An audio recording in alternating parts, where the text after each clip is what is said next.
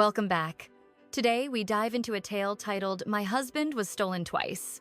Support the channel by hitting like and subscribe. Let the drama begin. Viola is thrilled. Her best friend is pregnant and engaged. Viola offers heartfelt congratulations, wishing Guyu eternal happiness. However, as she examines the wedding invitation, a chilling sense of déjà vu strikes. She jokes about the groom's familiar name, but the truth is far more sinister than fiction. Guru reveals a pre-wedding photo, showcasing the groom who is none other than Viola's own husband. Viola freezes in shock. Guyu mocks her pathetic innocence while she clutches the evidence of betrayal. Fury ignites. Viola demands to know how her closest friend could commit such a backstabbing act. Shamelessly, Guyu declares that since their marriage wasn't registered, she is now the legal wife. Viola is discarded, branded as nothing more than a disposable, third-wheel mistress in her own life. Tears fall as Guyu sneers, ordering her to vanish from their sight and never return again. Broken and hollow, Viola disappears, cutting all contact to escape the crushing weight of her humiliation. 3 years pass in shadows.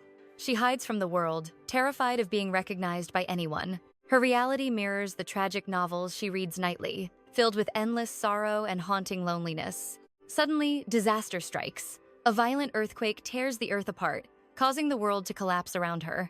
Debris rains down. Darkness swallows her whole as the building crumbles into a final, silent grave. She awakens in luxury. A stranger bows, calling her the noble Lady Wens of this manor. The name rings a bell. Confusion swirls until a shocking realization hits her like a lightning bolt. She has transmigrated into her novel, reincarnated as Rose Wens, a woman destined for a gruesome, tragic end. Fate granted her a second chance, but within the cruelest nightmare the heavens could possibly devise. That night, a man looms over her. It is her new husband, a cold-blooded, heartless devil. She recoils, but he merely sneers with irritation, mentioning the child she recently lost to miscarriage. Viola's heart sinks. This body's history is steeped in deep, agonizing sorrow and marital neglect. "Leave me alone!" she cries, but her defiance only fuels his dark and simmering masculine rage. He roughly seizes her throat, whispering a lethal warning before vanishing coldly into the dark night. Trembling in the silence, she realizes the pain here is as sharp as any real blade. This author was a monster. To survive, she must rewrite this cursed fate and escape this hell. She will master being Rose. Morning brings chaos in the garden. A maid named Dana is causing a scene, acting completely possessed. Viola overhears a word that shouldn't exist here. Dana is hysterically demanding to find a phone. A smartphone in this era? Could there be another lost soul from the modern world? Driven by hope, she invites Dana for tea, determined to uncover the truth behind her suspicion. Under pressure, the truth spills. They are both modern souls trapped inside this fictional royal nightmare. Relief washes over Viola. Finally, she has an ally who understands this impossible, soul-crushing madness. But luck is a cruel jester. Her relief shatters when Dana finally reveals her true, past identity.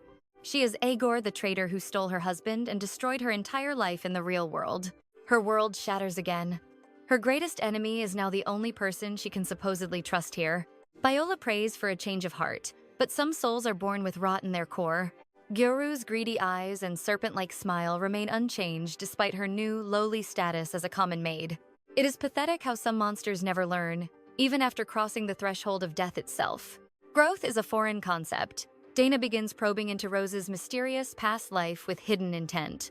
Playing it cool, Rose introduces herself as Gimhana, the alias she used while hiding from society. Dana suspects nothing, quickly shifting the conversation to their predetermined roles in this tragic story. Rose spins a web of lies, claiming she is just a minor, background extra here. Meanwhile, she declares Dana is the true heroine, watching the traitor's ego swell with dangerous, greedy ambition. Rose feeds Dana's curiosity with tall tales about the Count, painting him as a legendary catch. Deception is the ultimate lure. Suddenly, the imposing and charismatic Count Eric Dwins graces the room. Rose claims him as hers, savoring Dana's envious shock. The cycle of greed begins once more. Dana's flirtatious smirk returns as she moves in. Before the trap snaps, Rose makes a graceful exit. Outside, she exhales. The bait is taken. If Dana bites, her ruin is inevitable, just like before. Later, Rose summons the head butler, Gwen, to request a private instructor. She must master this world's power dynamics. Impressed, the butler bows to her newfound iron will. Whispers trail her through the halls. Following the gossip, she finds Dana and Eric in a scandalous embrace. Rose pauses, then walks away. Let them play house. Our heroine has empires to build. With a cold heart, she departs. This life will be written on her own terms. Next day, Eric hears of the tutor. Indifferent, he dismisses the news and heads straight for Dana. Gwen hesitates at their blatant intimacy. Eric's gaze turns ice cold, demanding the butler's immediate departure. Once alone, they resume their illicit tryst. Meanwhile, Rose vanishes into a mountain of ancient scrolls. The grueling study sessions are relentless, yet her burning ambition fuels every sleepless night. Deep in the archives, she unearths the tragedy of the original Rose and her family's downfall. Duke Artyom saved her parents. To think Rose wed the very monster who destroyed her house. Absolute, pathetic madness. A maid interrupts, announcing a ready carriage. Rose is baffled. Then, the original plot flashes before her. In the novel, Rose bought the Count a gift here. This time, she will play it smarter. At the prestigious auction, she finds her reserved seat already occupied by a mysterious figure. She taps his shoulder with polite grace. He turns, eyes dancing with a dangerous, mocking light. An attendant rushes over. It wasn't a seat assignment, it was a high-stakes bidding card. Mortified, she realizes her blunder. She just offended Grand Duke Artyom, the most powerful man alive. She prepares to flee in shame, but his hand stops her, offering the seat beside him. His playful charm is disarming. Rose reluctantly sits as the high-stakes bidding commences. Relics pass until a familiar necklace appears. It's the fake that once doomed Rose's reputation. Tension rises as the opening bid rings out. Suddenly, the Grand Duke raises his hand for the counterfeit jewel. Rose's heart stops in pure shock. She grabs his arm before the hammer falls.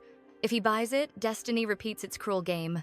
Desperate, she whispers the truth that the glittering prize is nothing but a worthless forgery. He scoffs, finding her claim ridiculous. He demands to know her stake if she is proved wrong. His lips curl as he utters her name. He knew who she was all along? The air turns heavy. The auctioneer's gavel hangs in the air. The final call is here. With no exit, she bets her very life on her word. Artyom studies her, sensing her fire. Instead of fury, a dark smirk crosses his face as he exits the grand hall. Outside, he sighs, missing the necklace but captivated by the woman who dared challenge him. Seeing her again after all these years. It's a breath of fresh, dangerous air. Childhood memories soften his gaze as he departs. Elsewhere, Rose rides home with her loyal knight. Sane notices her distress, swearing his sword to her protection no matter the cost. Still, he wonders, how could a fake infiltrate such an elite gathering of nobles? Rose deflects, claiming it was a prophetic dream, a thin veil for her secret knowledge. Navigating the future is a minefield. One slip of the tongue and her revenge crumbles. The next morning, Dana struts in, wearing a pair of dazzling earrings with a triumphant smirk. Rose recognizes them instantly. A cheap token of affection from her cheating husband. Playing the fool, she smiles sweetly, asking for every detail about Dana's mysterious lover. Dana's face beams with smug satisfaction. She brags to Rose, already acting like the mistress of the house. Looking at her, Rose can't believe this snake was once her closest confidant. Some people mistake pure malice for confidence. Still, Rose wears a mask of calm indifference. Suddenly, a letter arrives. Dana rudely intercepts it, her eyes glittering with unbridled greed and curiosity. It's a royal summons!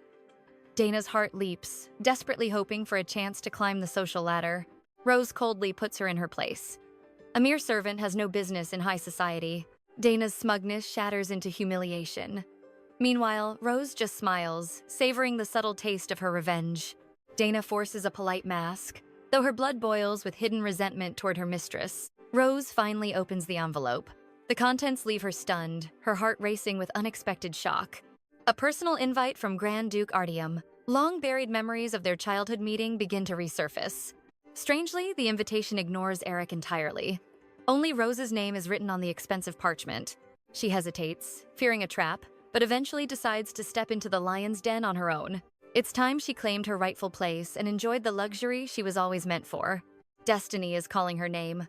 In the shadows, Dana sees as Rose's rejection echoes in her mind. Consumed by envy, Dana begins looting Rose's jewelry box, desperate to possess what isn't hers. Caught red-handed, Dana feigns innocence. But Rose sees right through the transparent lies of a thief. Rose reclaims her stolen crown. She reminds the maid that these jewels represent a status Dana can't touch.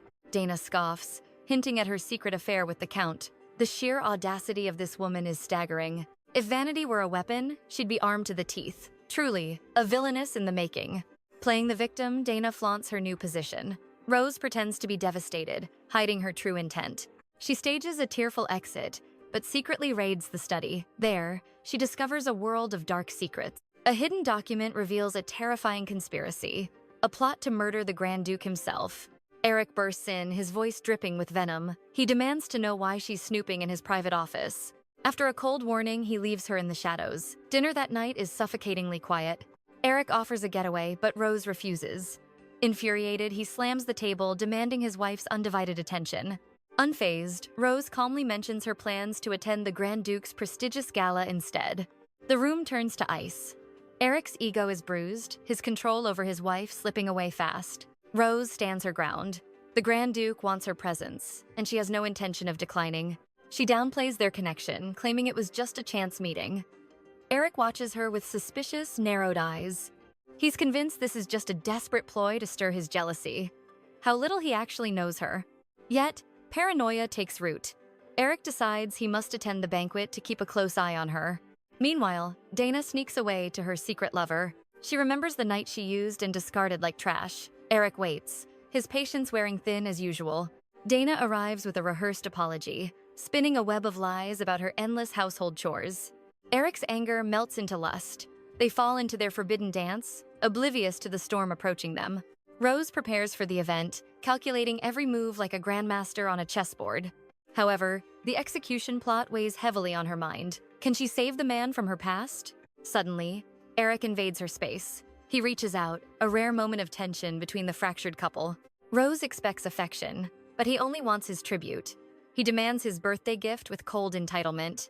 When she has nothing for him, his gaze lands on a beautifully wrapped box meant for another man.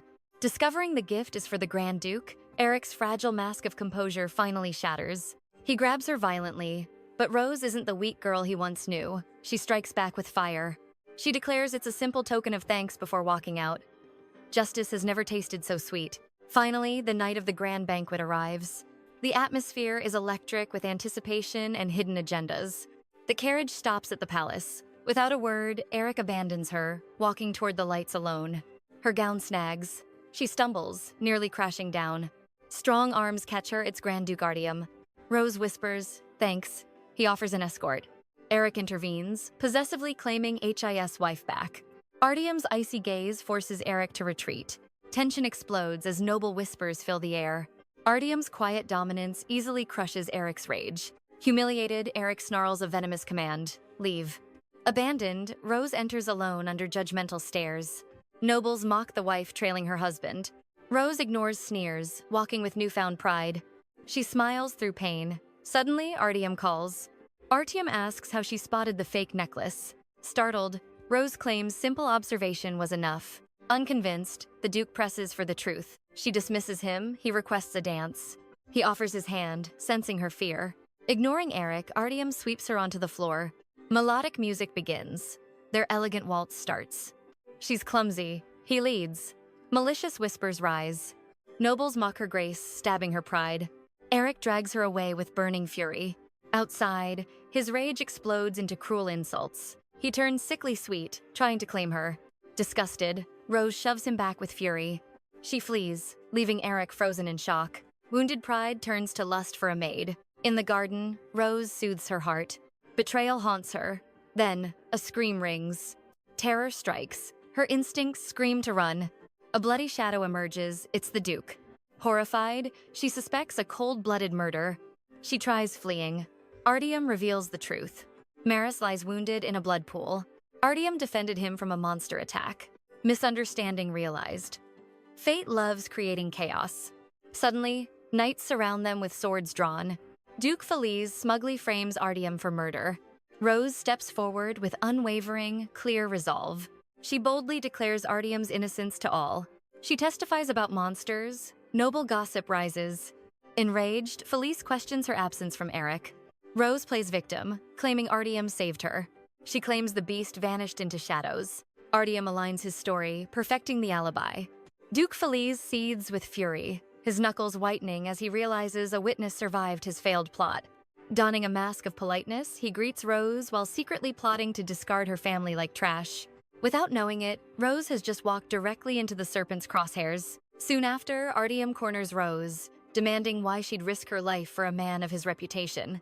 Her reason is simple. He trusted her at the auction, and she always pays her debts. His cold gaze melts as he cups her cheek, promising to grant her any wish in return. Seizing the golden opportunity, Rose makes her move. She wants his help to secure a divorce.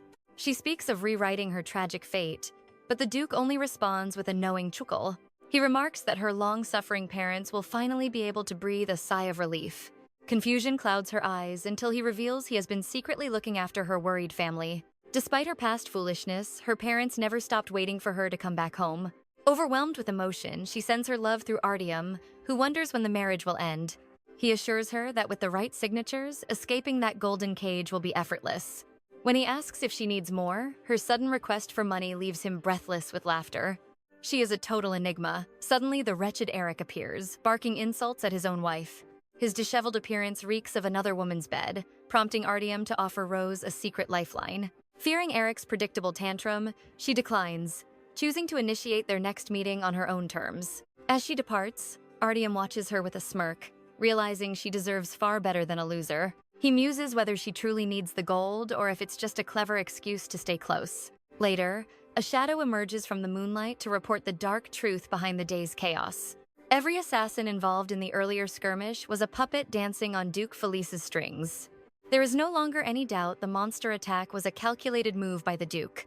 Artyom coldly orders the evidence erased and assigns a secret guardian to watch over Rose's every move. It's clear now, his interest in her has evolved into something far deeper than simple gratitude. For days, Artyom paces like a caged beast, obsessively checking for a letter that never arrives. Each time the butler shakes his head, the Duke's disappointment grows more palpable and heavy. Just as despair sets in, a single glimpse from his window sends his heart racing again. Rose has finally arrived in a clumsy disguise, hovering at his gates with visible hesitation. She nearly turns back, but the sharp-eyed guards have already cornered the mysterious golden-haired visitor. Caught in the act, Rose quickly invents a story about delivering a vital gift for the Duke. Before they can interrogate her, the butler appears, whisking her inside toward an incredibly eager master. Like a man possessed, Artyom practically teleports to the room to greet his unexpected guest. It's obvious he rushed to change clothes just for her. The powerful Duke is truly smitten. Meanwhile, Felice's conspirators curse Rose's name for shattering their perfect plan to assassinate the Duke. Cruel whispers spread through the nobility about Eric's pathetic inability to control his rebellious wife. Cedric, Eric's father, bows in shame, swearing to crush Rose's spirit once and for all. The moment they are alone, Cedric delivers a brutal physical reminder of Eric's mounting failures. He demands Eric dispose of Rose within a month, treating her life like a mere business transaction. At the manor, Artyom teases Rose's wig, comparing her to his dog before she presents her gift. He carefully unwraps the package to find a stunning topaz ornament shimmering in his palms. Without a second thought, he pins it to his chest, making it clear he treasures the gesture. Rose leans in to fix the crooked pin, explaining it carries a prayer for his safety. Remembering his tragic fate in the novel, she warns him that a gruesome death is fast approaching. Her voice trembles with hidden sorrow as she confesses she cannot bear to lose him. An intense silence falls between them, leaving Rose terrified she has revealed too much too soon. To her shock, Artyom grasps her hand, choosing to believe. If she truly knows the future, she can surely stop his death. It's a desperate gamble, yet Artyom finds no reason to doubt the fire in Rose's eyes. She saved his life once, after all. Rumors of his madness seem like lies compared to the man before her. At the Wynn's estate, Jane plays the decoy while Rose risks a secret meeting with the Duke. Escaping was the only choice. But as night falls, Jane's courage dissolves into pure, shivering terror. Suddenly, Eric storms in. Jane's heart stops as he refuses to leave, his presence darker than the night outside. With murderous eyes, he seizes her throat, snarling about the public humiliation her recent defiance caused him. He prepares to teach her a harsh lesson, but Dana enters, luring the beast away. Jane is left gasping, praying for Rose's safe return. If Eric discovers the truth, they're dead. Elsewhere, Rose and Artyom discuss his infamy as the North's madman. She suggests a plan to flip public opinion, but the door slams open. It's Finn! The massive dog lunges, sending Rose tumbling toward a water vase. Artyom catches her before she hits the floor. Something is strange. She's hovering. Naran arrives, breathless from chasing the wild golden retriever. Seeing her soaked, he urges her to change, but Artyom dismisses the concern with icy calm. Artyom discards his shirt for Rose, revealing a physique forged in the fires of battle. As he leaves, Naran scolds him for using magic. Magic? A secret power hidden behind a mask of madness. The tension resumes as Artyom questions how his reputation is linked to his eventual execution. Rose admits finding a letter in Eric's study a wicked plot to use his infamy to destroy him. She realizes the banquet's monster attack wasn't random. It was a calculated move by those seeking his blood. Evidence suggests they killed the former Empress too. But without proof, she keeps her deadliest suspicions buried. Whether it's Eric or Count Feliz, Rose vows to protect him and dismantle their conspiracy from the shadows. Artyom remains wary. He senses she's cloaked in secrets far deeper than she admits. He knows she isn't a spy, but the closer she gets, the more Eric's shadow looms over her. What dark truths is he keeping hidden? Breaking the tension, he offers to repay her unexpected loyalty. He remembers her mentioning a debt, a small price for the life she's trying to save. Rose accepts the offer, but asking for 10 billion res makes Artyom nearly choke on his tea. She intends to pay it back, but that's an astronomical fortune for a single request. Rose tries to explain, but Artyom stuns her by agreeing instantly. He only asks one thing, her true goal. With such vast capital, her plans accelerate. She reveals her dream, a legendary department store. Intrigued, Artyom listens as she describes a palace of commerce with every luxury under one roof. No more traveling between scattered shops, she's creating the ultimate convenience for the Empire's elite. This business won't just charge rent, but take a commission from every high-end sale made within its walls.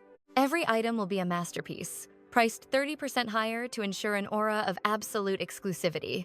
It's expensive, but the nobility will crawl through glass for the status such a place provides. Artyom smiles, realizing it's the perfect trap for nobles who live to flaunt their wealth. He deems it a masterstroke of investment.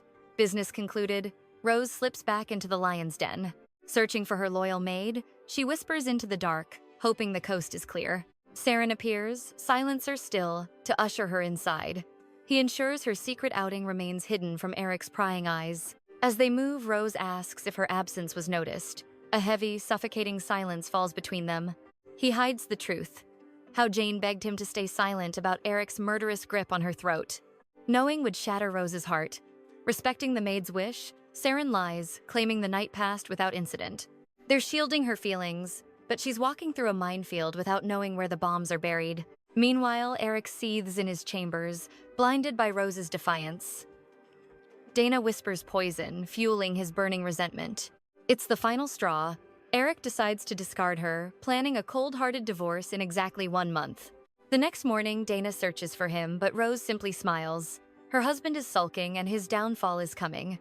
Dana smirks, warning Rose not to chase Eric, as men truly despise such desperation. Recalling her past husband Dunn, Dana acts superior, but Rose coldly shuts her down.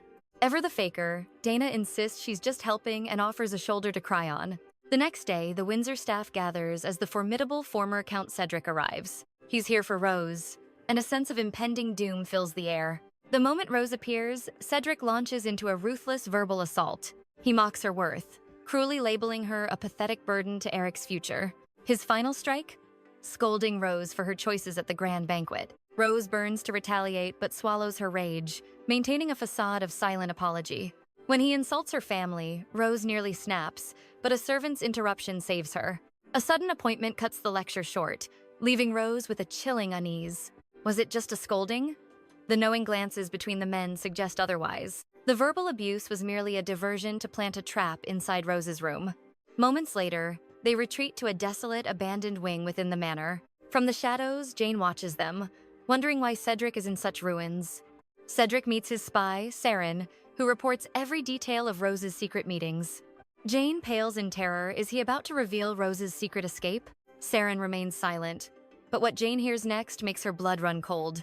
Cedric is plotting to poison Princess Diana and frame Artyom for the crime. The Emperor is complicit. Cedric demands that Saren ensure Rose does not interfere. As they finish, Saren is horrified to find Jane listening to their treasonous talk. Their bond shatters instantly as Jane realizes she can no longer trust him. Saren is torn. His decision to withhold information proves he truly cares. Later, the greedy Dana begins snooping around Rose's private chambers. Coveting a luxury cream she assumes is Eric's gift, she greedily applies it. But the moment she does, a blood-curdling scream erupts. Everyone rushes in to find Dana's face covered in agonizing, venomous blisters. The pain will fade, but the permanent scars leave Dana in a rage. She blames Rose for her ruined beauty, weeping hysterically as Eric arrives. Rose calmly informs Eric that Dana stole the gift meant for her room. Eric is baffled until the dark truth about his father's involvement hits him. Rose displays her cosmetics, but the poisoned cream has mysteriously vanished. Dana screams accusations of sabotage, but Gwen steps in to defend Rose. The atmosphere turns explosive as Eric's patience finally reaches its limit. He dismisses the crowd, while Gwen gently encourages a weary Rose to rest. Alone, he coldly reprimands Dana, warning her to finally know her place. Dana collapses in rage while Cedric receives Eric's stern letter to stay away. This rejection leaves a bitter taste in the Count's mouth. The cream was a warning, and Cedric orders Saren to find the evidence. Unknown to them, Saren has already hidden the cream on Gwen's orders.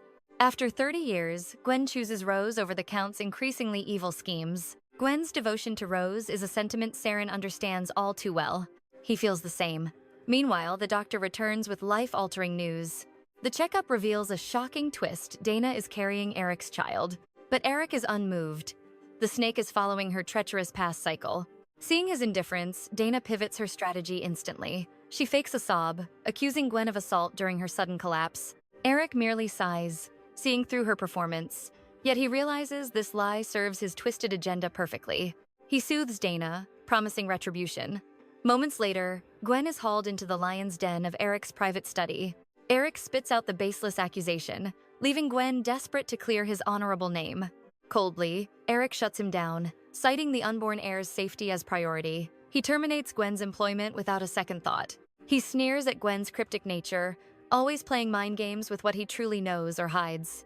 He expects silence on crucial matters. In truth, Eric feels zero affection for Dana or her child. This farce is merely a tool to purge a lingering nuisance from his life once and for all. Gwen's loyalty to the former Count stings Eric's pride. When the man protests, Eric delivers a final, brutal ultimatum: leave quietly or be thrown out. Outside, rain falls as Rose watches the tragedy from her gilded cage. Jane bursts into the room with terrifying news. Gwen is gone. Rose sprints into the storm to find him. Soaked and sobbing, she begs forgiveness. His downfall was the price for helping her escape certain ruin. Desperate to fix things, she reveals her secret plans for a new, independent business empire. She offers him a position, honoring the man who once held the falling House of Winds together during crisis.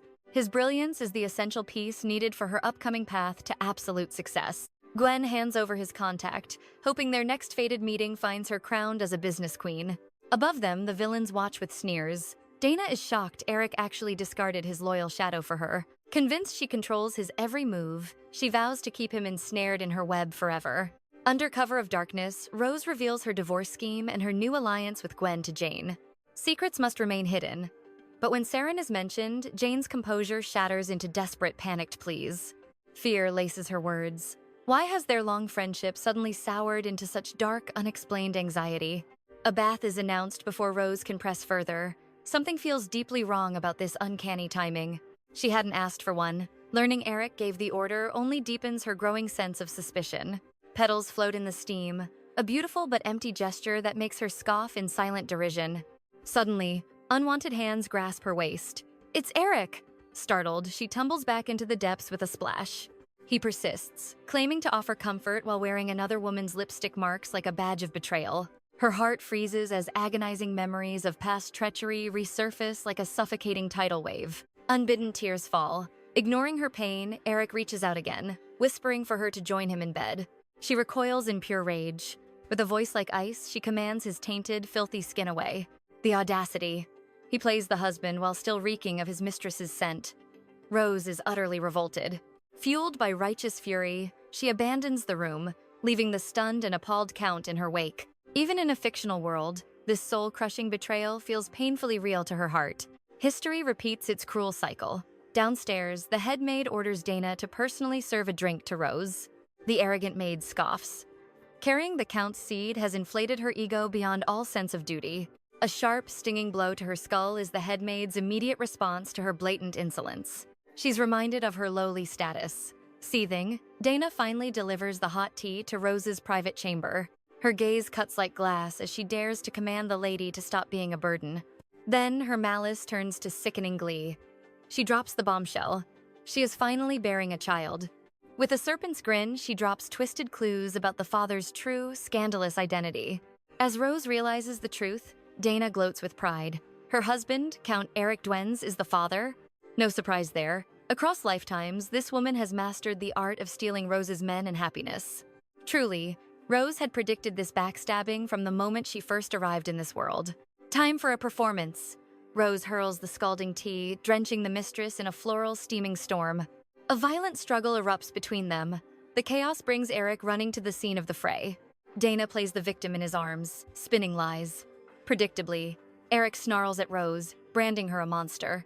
To him, Rose's grief was mere petty jealousy over her failed pregnancy. What an absolute monster. His words cut deeper than any poisoned blade. Casting grace aside, Rose unleashes her fury, striking them with everything in reach. Chaos erupts as pillows fly, driving Eric to finally demand a divorce. To his shock, she agrees instantly. His pride now traps him in his own web. With zero hesitation, Rose abandons the estate, severing her ties to that hellhole.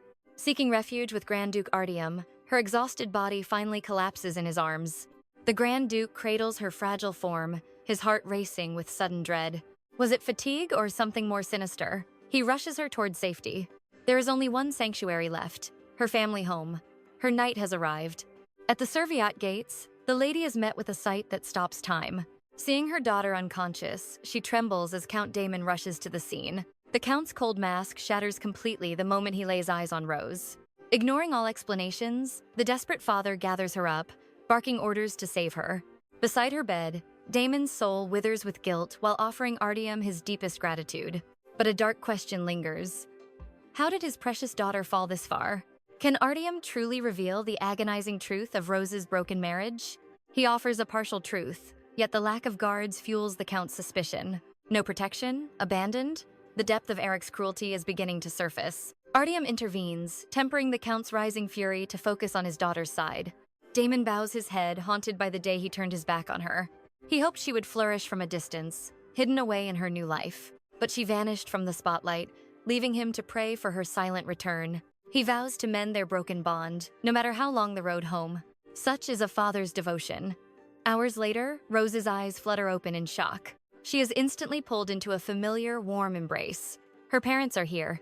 Hearing her father's voice, Rose's iron defenses finally crumble into a sea of tears. In this moment, she is no longer alone. She is finally safe and heard. Elsewhere, Duke Cedric celebrates. His son's failed marriage is music to his ears. But the celebration dies instantly. Eric has sired a child with a mere maid. Fury consumes Cedric.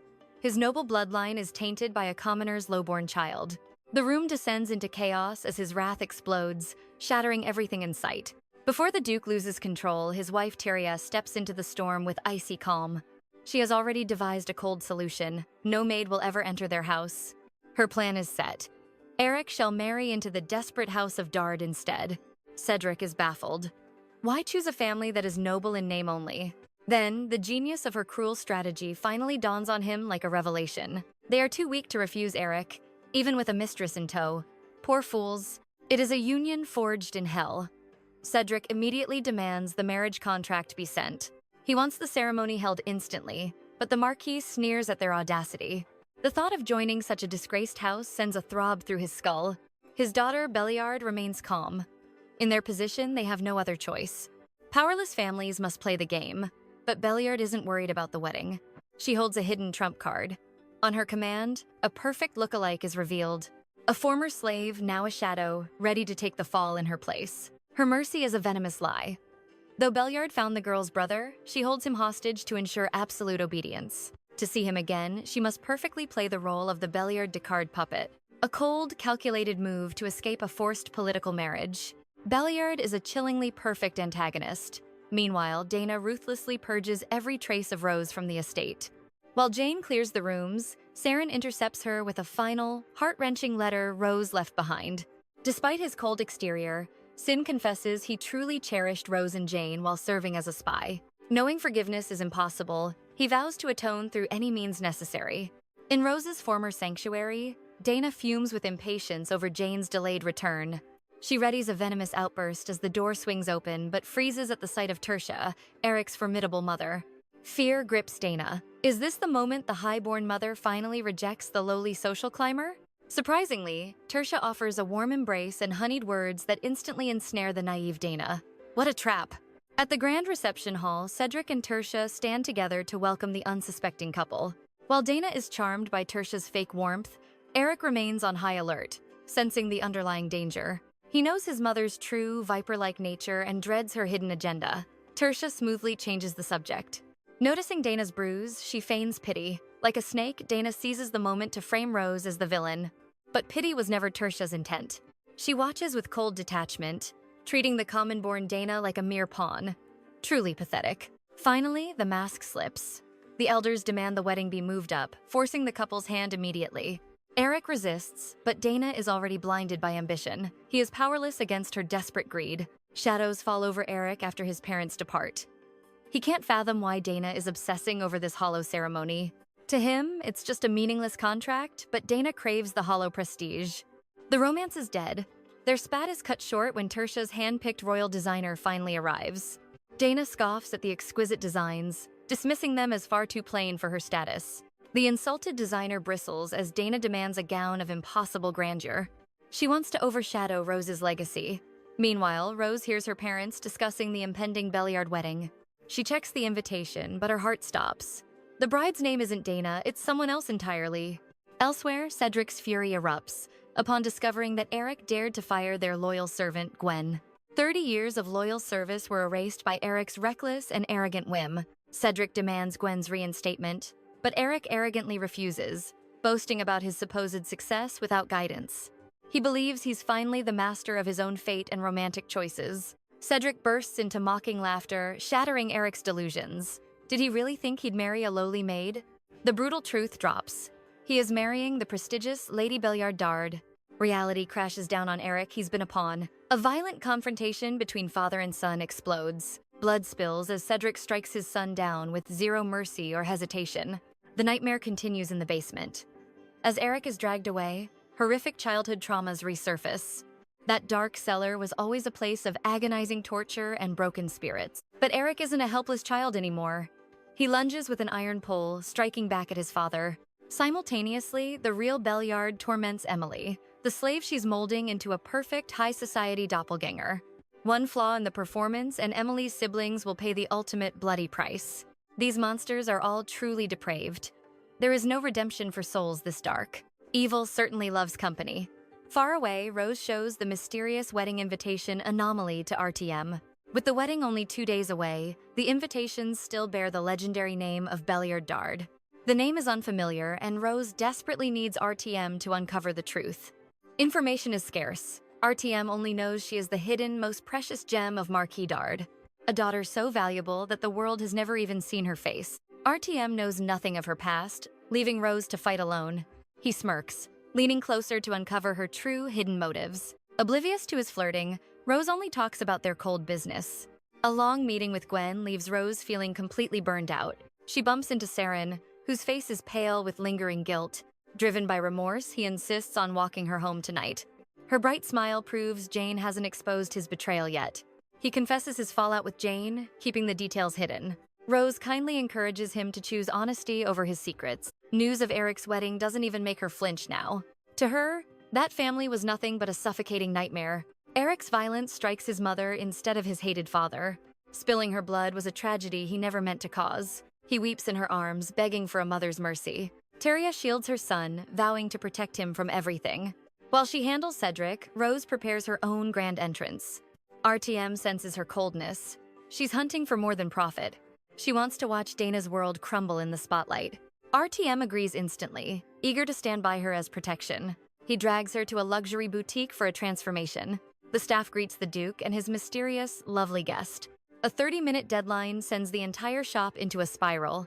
He watches her leave, a rare, gentle smile appearing. She's still that same brave girl from his childhood memories. Even as a boy, she had already captured his heart. He once pushed her away to shield her from rumors. Yet her warmth always defied the shadows he tried to hide. He wonders if she remembers the boy who loved her. The Duke emerges, looking like a prince from a tale. His heart hammers when the curtains finally open for her. Rose steps out, a vision of beauty reborn for revenge. Her stunning new look leaves the Duke completely breathless. They arrive at the venue, stealing every noble's breath. Shocked whispers follow the elegant ex-wife's grand return. The revenge begins. She's outshining everyone in the room. Inside, Dana screams over her cheap and tacky wedding gown. Rose enters with a smirk, mocking Dana's lack of class. Dana sneers, trying to mask her fear with hollow insults. She claims Rose is desperate, but her own voice trembles. Rose reveals the invitation. Dana's name isn't even on it. Dana denies the truth, desperate to believe it's a lie. The lack of servants confirms her worst, most terrifying fears. Panic sets in as she searches for her disappearing groom. She finds the real bride, shattering her entire world instantly. The trap has closed. She was never the leading lady. Her world shatters as she collapses onto the freezing marble in utter shock. Worse than the betrayal is the stinging venom of Rose and Artyom's laughter. Desperate to salvage her pride, she snaps at them, only for Eric to suddenly cut her off. To her horror, Eric ignores her existence entirely, his eyes locked on Rose. Rose recoils in disgust while Artyom's patience reaches its breaking point. Artyom violently shoves Eric's hand away, warning him never to look at her with such filthy, lingering desire again. Suddenly, Dana hysterically intervenes, accusing Rose and Artyom of orchestrating a treacherous plot to switch the brides. Eric crushes Dana's hope instantly, silencing her with cold truth. There was no switch, he declares, because she was never destined to be his wife. Dana stands frozen, her voice failing as the humiliation burns deeper than any physical wound could ever reach. Eric coldly remarks that her pregnancy won't buy her a wedding ring. With a chilling calm, he prepares for his next move. He begs Rose for a private audience, but she ignores him, walking away with Artyom as their fingers remain tightly interlaced. Total queen behavior. Don't give that trash a second of your time. As they depart, Rose reflects on the unfolding chaos. Rose expected a rush of triumph from Dana's downfall, but the victory feels hollow. Instead, a wave of pity washes over her. Her pity isn't for Dana, but for the Belliard name, now cursed by Eric's infidelity. The wedding bells finally begin to chime. Dark clouds gather as Eric hesitates at the altar. A suffocating silence grips the chapel, stretching the guests' nerves to their absolute limit. In a desperate panic, Emily Belliard begs him to proceed. Eric utters the hollow words, but his promises are worthless.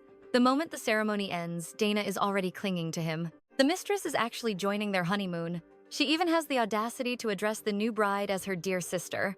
One might think the wedding ending would bring peace, but for the Belliard household, the real nightmare is just beginning. The storm is brewing. That's all for today's recap. What's your take on this absolute mess of a marriage? Be sure to smash that like button and drop a comment if you're dying to see the next chapter of this revenge. Subscribe and hit the bell for updates. I'll see you in the next epic chapter.